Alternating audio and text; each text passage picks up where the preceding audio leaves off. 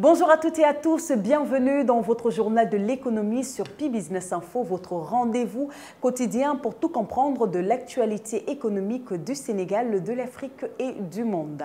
Au sommaire de ce mardi 2 septembre 2025.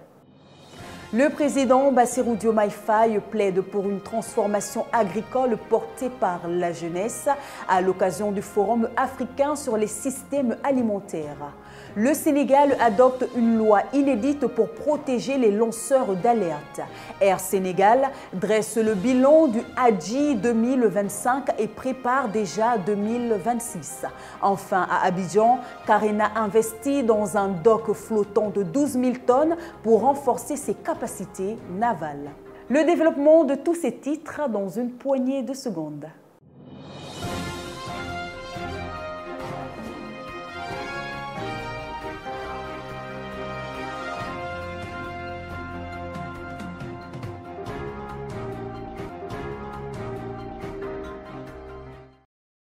La Poste au cœur d'un plan de relance.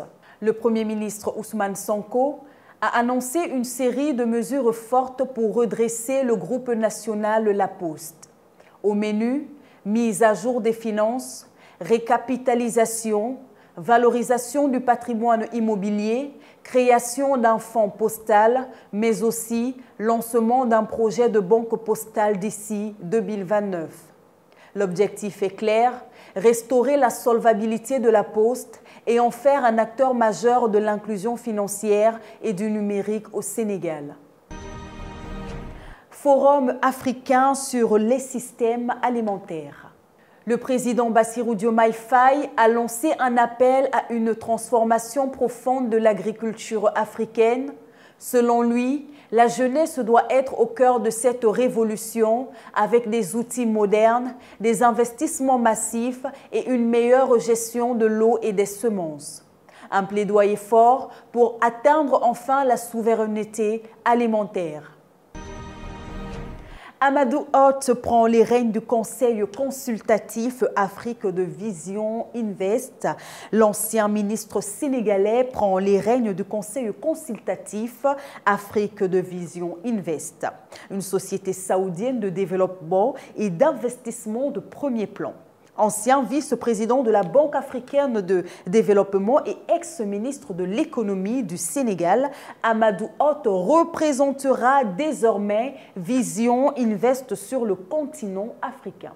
Notre reporter Abdoulaye Bari s'est penché sur le sujet.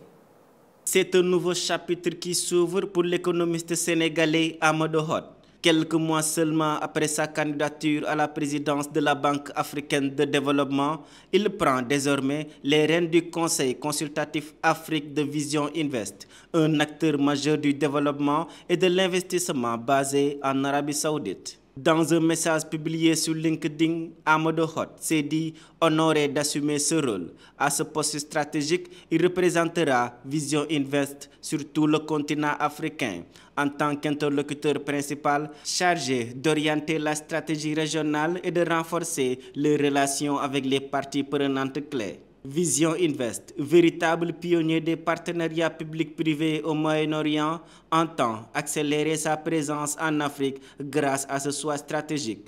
L'entreprise mise sur des projets à fort impact en synergie avec des acteurs locaux et internationaux. Spécialiste reconnu des marchés financiers, Amadou Hott n'est pas un nouveau visage du développement. Ancien vice-président de la Banque africaine de développement, il a marqué les esprits en orientant, dès 2017, tous les investissements de l'institution dans les énergies renouvelables. Au Sénégal, il est à l'origine du Fonds souverain des investissements stratégiques et a également occupé les fonctions de ministre de l'économie sous Macky Sall. Son parcours international l'a mené de New York à Dubaï en passant par Lagos et Londres, toujours au service de la finance et de la croissance verte. Avec cette nomination à la tête du Conseil consultatif Afrique de Vision Invest, Amadou Hott s'impose une nouvelle fois comme l'un des acteurs clés du financement et du développement sur le continent africain. Sénégal, feu vert à une nouvelle cimenterie après l'étude d'impact environnemental. Le projet de cimenterie Sensim à Bargny-Sendou vient de franchir une étape clé. L'étude d'impact environnemental et social a été validée entre opportunités économiques et craintes environnementales. Les avis des populations restent partagés. Notre reporter Abdoulaye Bari nous fait le point. À Bargny et Sendou, dans le département de Rufisque, un projet industriel suscite espoir et débat.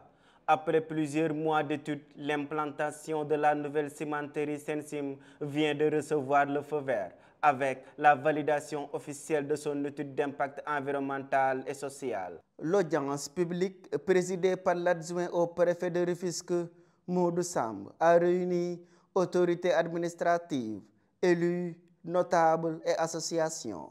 Sur la table, l'avenir d'un projet de 6 hectares au cœur du port minéralier et vraquier de Bargny et Sendou. La majorité des habitants de Sendou y voient une opportunité de développement. Sur 19 interventions, 14 favorables venaient de cette localité, estimant que les impacts négatifs pouvaient être contenus face aux retombées économiques attendues. Mais à Bargny, l'inquiétude domine. Déjà exposée aux industries lourdes, plusieurs associations ont boycotté la rencontre. Le député Salou John a exprimé ses craintes quant à l'accroissement de la population et aux risques sanitaires pour les riverains. De son côté, Amarli, directeur du projet, rassure, la future cimenterie ne sera pas une Sococim bis. Pas de four ni de carrière.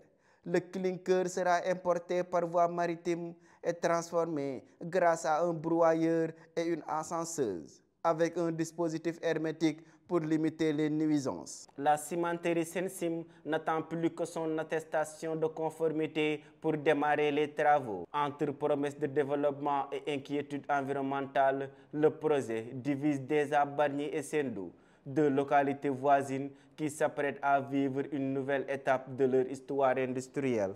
Création de l'Association africaine des engrais. En marge du forum, une nouvelle structure panafricaine a vu le jour. L'Association africaine des engrais. Objectif, renforcer la production locale et réduire la dépendance aux importations. Cette initiative, portée par l'Union africaine et le secteur privé, entend devenir un acteur clé de la sécurité alimentaire du continent. Fiscalité au Sénégal, le Booking.com devra s'ajuster. À partir du 1er octobre, Booking.com appliquera une TVA de 18% sur ses commissions au Sénégal. Cette mesure s'inscrit dans l'élargissement de l'assiette fiscale aux plateformes numériques étrangères. Changement climatique. Le président Faye a reçu le directeur exécutif du Fonds de réponse aux pertes et dommages de la CCNUCC. Ensemble, ils ont discuté de la prévention des inondations, de la lutte contre l'érosion côtière et de la nécessité d'une justice climatique plus équitable. Gestion des inondations. Le ministère de l'Hydraulique et de l'Assainissement a publié son bilan. À Dakar, aucun incident majeur n'a été noté grâce au bassin de rétention. À Thiès et Touba, des opérations de pompage intensives ont permis une nette amélioration de la situation. À Louga et Saint-Louis, la situation est jugée maîtrisée. Matam en mode solidarité. À Bokidiawe, des femmes et des personnes en situation de handicap ont reçu des tricycles et du matériel de transformation agroalimentaire grâce au Fonds des Nations Unies pour la sécurité humaine. Une initiative pour renforcer la résilience économique et l'autonomisation des femmes rurales. Air Sénégal et le Hajj. La compagnie nationale a transporté plus de 11 000 pèlerins lors du Hajj 2025 avec 30 vols réalisés. Pour 2026, de nouveaux appareils modernes seront mobilisés avec 2 à 3 vols quotidiens et un calendrier renforcé pour éviter les réservations fictives. Lanceur d'alerte. Le Sénégal a adopté une loi historique pour protéger les lanceurs d'alerte. Anonymat, protection contre les représailles, immunité pénale et récompenses financières pouvant aller jusqu'à 10% des montants récupérés.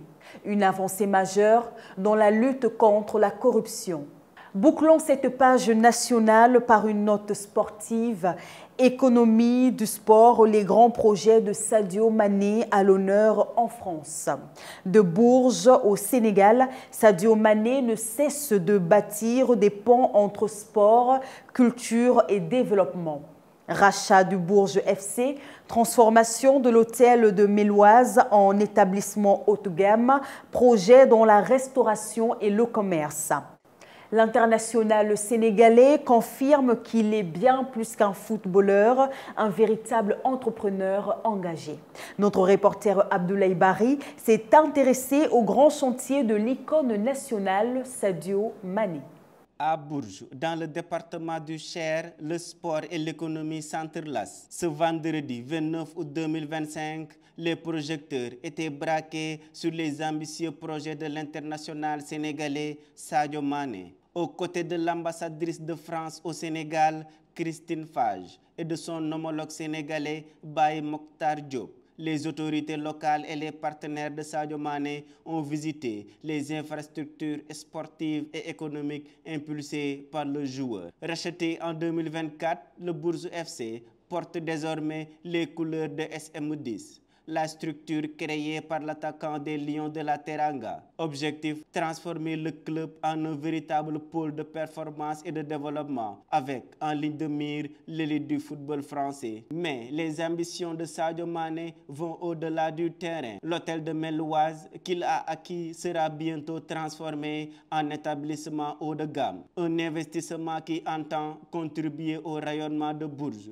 future capitale européenne de la culture en 2028. La rencontre s'est poursuivie à l'hôtel de ville autour d'échanges sur de nouveaux projets dans les secteurs de la restauration, du commerce et de la distribution. Les investissements du joueur incarnent une passerelle économique et culturelle entre le Sénégal et la France. Les partenaires du Bourges FC ont salué la vision de Sadio Mané, allier sport, solidarité et développement local. Un engagement qui illustre l'image d'un footballeur devenu entrepreneur et bâtisseur de ponts entre les peuples. Avec ses investissements en France comme au Sénégal, Sadio Mané confirme qu'il joue bien au-delà des terrains, un véritable stratège de l'économie du sport. À l'international, en Côte d'Ivoire, le gouvernement a décidé de baisser le prix du carburant. 25 francs CFA de moins sur le super et le gasoil, 25 francs CFA également sur le pétrole lampant. Une mesure valable jusqu'au 30 septembre pour soutenir le pouvoir d'achat. Au Niger, Forvis Mazars a fusionné avec Fiduciaire, Conseil et Audit, l'un des plus anciens cabinets d'audit du pays. Cette opération renforce la présence du groupe au Niger et confirme son expansion en Afrique de l'Ouest. En Guinée, face à une forte pénurie de cash, la Banque centrale de Guinée a émis de nouveaux billets. Mais au-delà de cette mesure d'urgence, l'institution veut accélérer la bancarisation et promouvoir les paiements digitaux afin de réduire la dépendance au liquide. Côte d'Ivoire, secteur maritime. Carena a investi 12,5 milliards de francs CFA dans un nouveau dock flottant de 12 000 tonnes. Installé à Abidjan en octobre, il permettra de traiter de plus gros navires et de renforcer la compétitivité maritime de la Côte d'Ivoire et de la sous-région. Togo, cybersécurité. Le Togo poursuit son ambition de devenir un leader régional en cybersécurité. Le gouvernement vient de lancer un programme de formation certifiante pour 250 professionnels, en partenariat avec l'agence Togo Digital et le projet ProDigit de la GIZ, cofinancé par l'Allemagne, le Luxembourg et l'Union européenne. Les participants pourront obtenir 3 certifications internationales ISO 27001 ISO 27035 et CompTIA Sécurité Plus. Cette initiative s'inscrit dans la stratégie nationale de cybersécurité 2024-2028. Elle vise à renforcer les compétences locales pour anticiper et contrer les menaces numériques dans un contexte où l'Afrique perd plus de 4 milliards de dollars par an à cause des cyberattaques. Voilà qui met fin à cette édition du Journal de l'économie sur Pi-Business Info. Merci de nous avoir suivis. On se retrouve demain pour un nouveau point complet sur l'actualité économique du Sénégal, de l'Afrique et du monde. Restez connectés, restez en forme. À demain.